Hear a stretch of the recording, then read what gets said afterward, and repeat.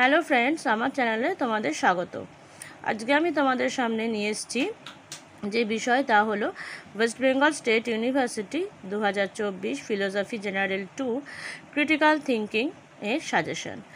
তোমাদের মধ্যে কেউ একজন বলেছিল, তো শুরু করছি। স্ববিচার চিন্তনে স্বচ্ছতার প্রতিবন্ধকতাগুলি ব্যাখ্যা করো। 2 স্ববিচার চিন্তার ক্ষেত্রে সুবিধা ও অসুবিধাগুলো কী কী। 3 স্ববিচার মানদণ্ডগুলি সংক্ষেপে ব্যাখ্যা করো। 4 একটি নিছক বর্ণনার সঙ্গে একটি যুক্তি পার্থক্য উদাহরণসহ ব্যাখ্যা করো।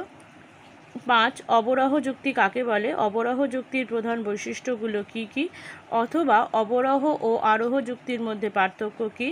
6 অন্তর্বর্তী সিদ্ধান্ত কী, একটি যুক্তির উদাহরণ দাও যেখানে অন্তর্বর্তী সিদ্ধান্ত আছে।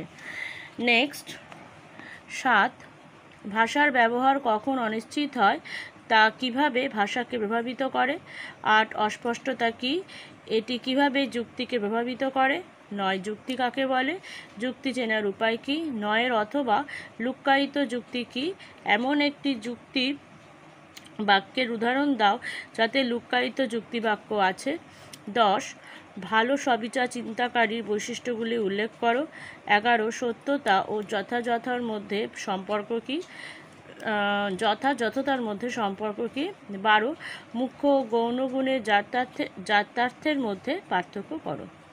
বন্ধুরা, এই কটা 12টা দিলাম।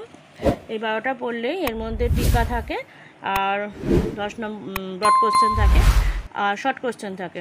শর্ট কোশ্চেনগুলো আমি এরপরে ভিডিওতে আনছি, তো তোমরা এগুলো পড়তে থাকো, আশা করি তোমরা কমন পেয়ে যাবে। তো আজকের মতো থ্যাংক ইউ। আর যারা এখনও আমার চ্যানেল সাবস্ক্রাইব করোনি, প্লিজ চ্যানেলটি সাবস্ক্রাইব করবে আর সাবস্ক্রাইবের পাশে থাকা বেল আইকনটি ক্লিক করে অল বাটনটি ক্লিক করবে।